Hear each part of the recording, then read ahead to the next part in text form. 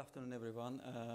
I will now present the views of the consumers. I mean, maybe just a side note that it's maybe symbolic that I'm the last speaker, as in financial services, often consumers come last.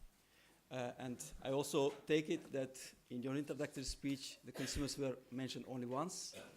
You did not even mention the consumer. Okay, we may have different views, but I'm happy to deliver our messages and then to have an exchange of views to see how we can progress forward on this important, very important reform of the ESAs.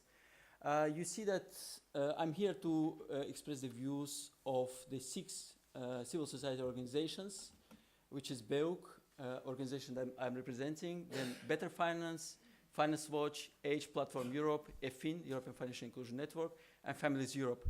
We work very closely with these organizations on this specific file.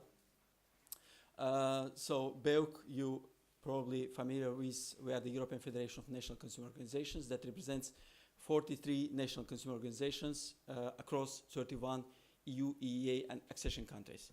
I will directly go to my slides now, and which I will present in the following format. So the first, what are the main challenges in retail financial services for consumers, European consumers?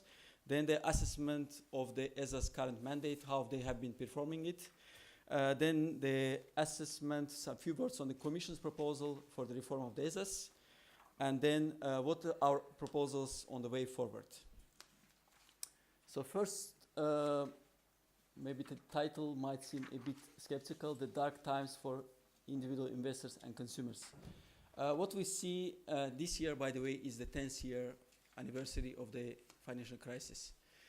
What we see is still the performance of retail financial services markets is not that good. As I will refer to the scoreboards of the European Commission, where the retail financial services are still at the bottom of the ranking across different markets, financial, non-financial markets.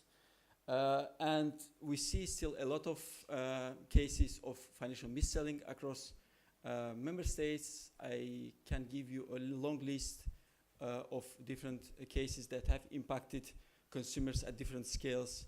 I mean, in UK we had this PPI scandal, foreign currency mortgages, then we had a lot of problems with retail investments, mis-selling, etc. So just to tell you that the consumers are still not very satisfied with how the financial markets function. And we're seeing that one of our conclusions is that this poor performance, of course we cannot say that all markets, retail financial markets poorly perform, but this overall poor performance can be partly attributed to the lack of enforcement.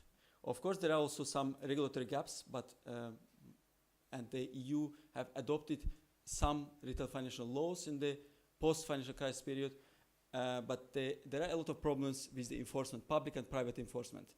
In relation to the public enforcement, we still see that in many European member states, there are no national authorities who have a clear mandate for the consumer protection financial services. Whenever we have those authorities, they, some of them don't have strong powers and clear mandate and strong, product intervention powers, powers to go on site and check, powers to impose the penalties where there is an infringement of the legislation. And also then for private enforcement, there are problems with the ADR schemes, although the ADR must be efficient so that people can address their problems easily whenever there is a problem and not go to the court. The problems with the independence of ADRs and then problems because the companies don't have the obligation to subscribe to for the ADRs and to comply with their decisions, and also problems with the visibility of the ADRs, people's awareness of existence of those bodies. And also the problem with the collective redress. Of course, at the EU level, we still don't have a framework for the collective redress. And here I put some notes also on the fact that since 2008, the crisis, the priority mainly was given to the prudential aspects, micro-prudential supervision, to the kind of detriment of the conduct of business, consumer protection, regulation, and supervision. And also consumer protection comes sixth and last among the priorities of the European supervisory authorities.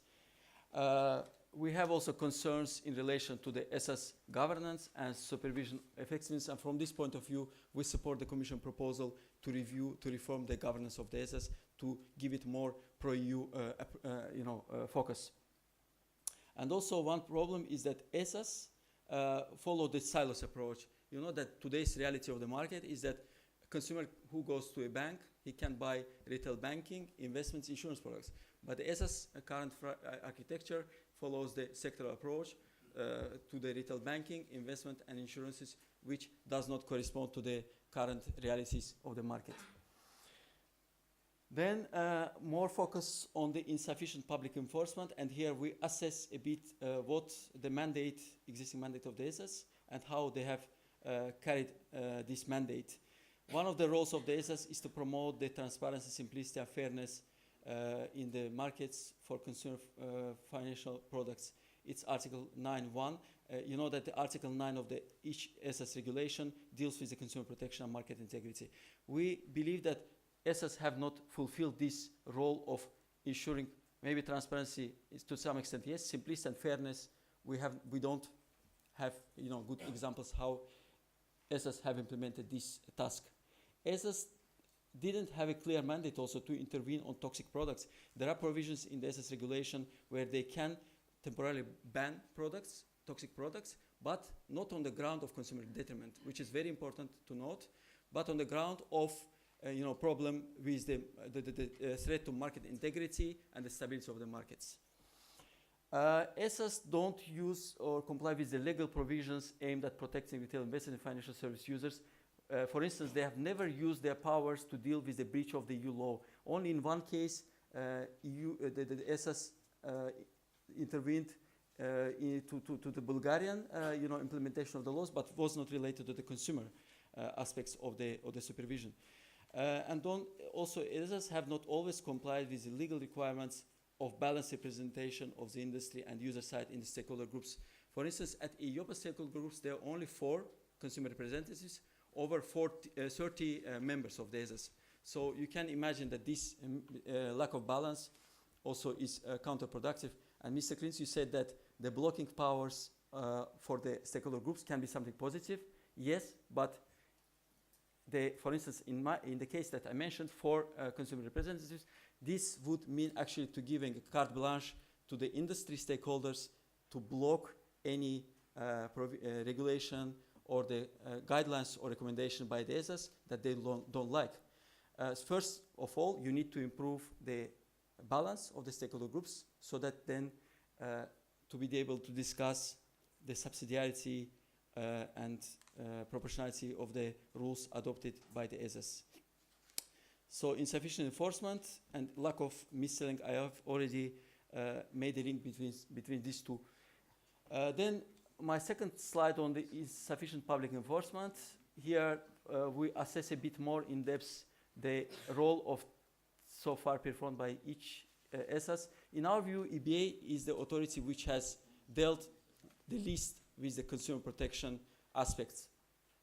ESMA, there have been some good initiatives, but they have, for instance, done research on the closed indexing that these falsely active funds, but then there was not any follow-up.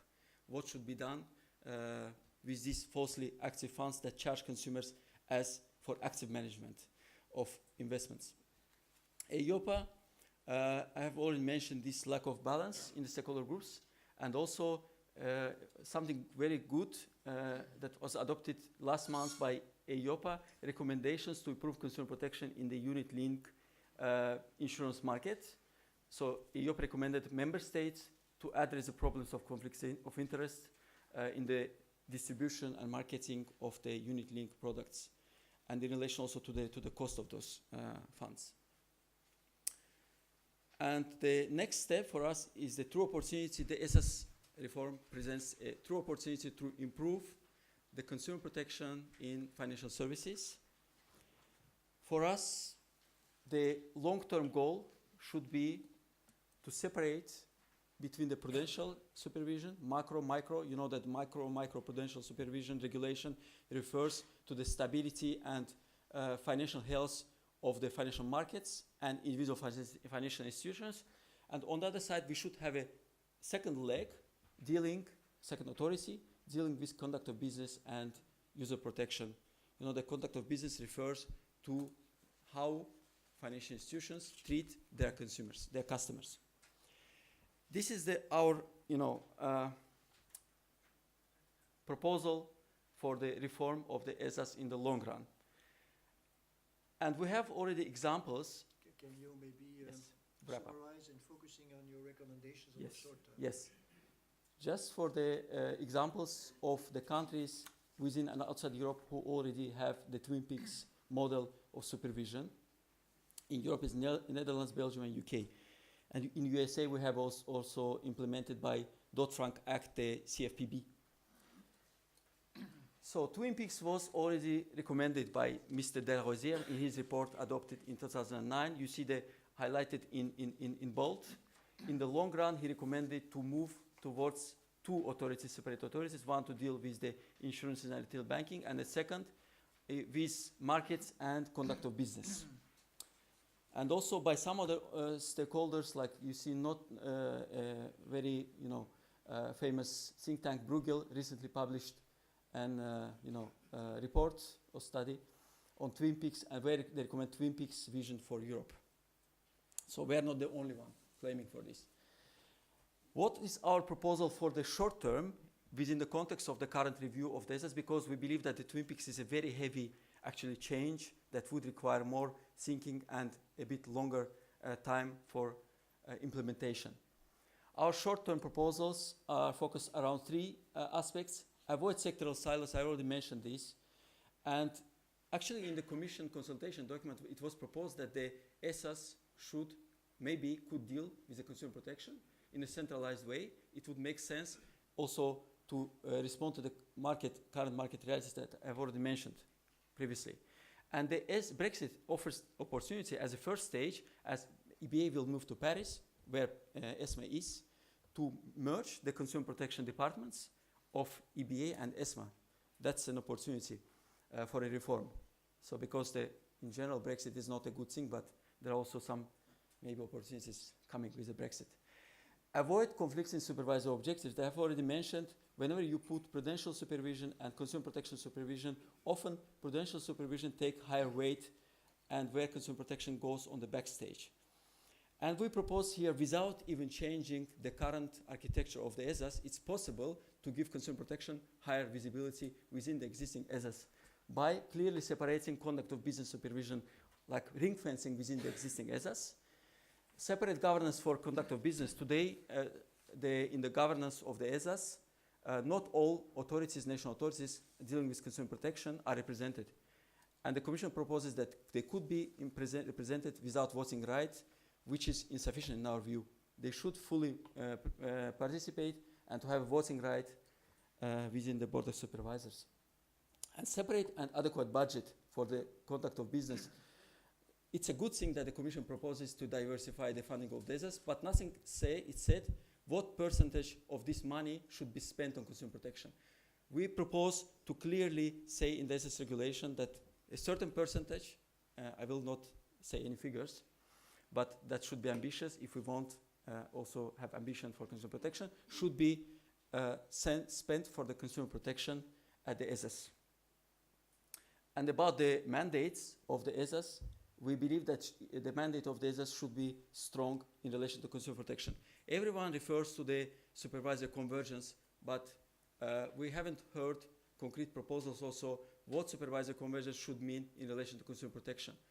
We propose that ESAs or new authority, whatever you propose, should harmonize the supervisory practices of national authorities. We fully agree that the main task for the day-to-day supervision should stay with the national authorities which are close to the market, but the way how they do it should be decided at the European level. It's a nonsense that today maybe 90% or 80% of the retail financial legislation is adopted at European level, but then the member states have a full discretion on the way how they want or not want to implement these laws.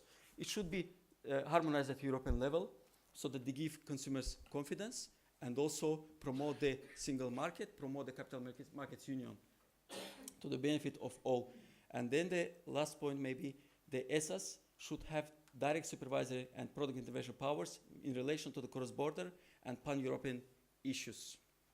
I will stop it here and happy to answer any questions afterwards. Thank you very much.